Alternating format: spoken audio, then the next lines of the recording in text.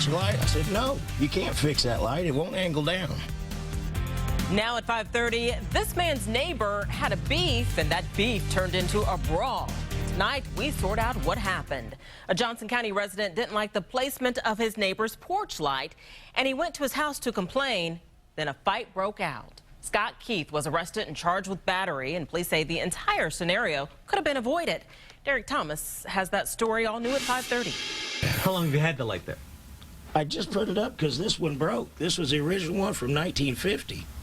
So this light has been here for just a couple of days? 3 days. That was long enough for Bristow's across-the-street neighbor, 44-year-old Scott Keith, to become ticked off.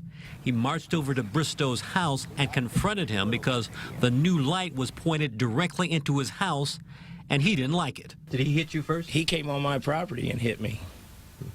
And that's just not right. That's not right at all. If you're going to get drunk, you stay on your own property. You don't bother your neighbors. For the record, according to the police report, Keith had been drinking. Scott? Keith arrived home from jail just after we finished talking to Bristow, but he declined to give his side of the story. But we learned more about these battling neighbors. Bristow and Keith have known each other for most of their lives.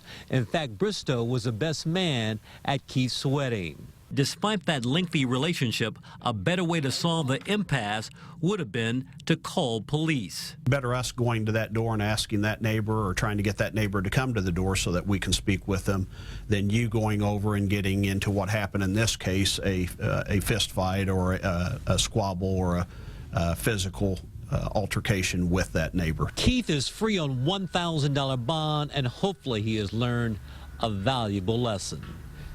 In Johnson County, Derek Thomas, RTV6.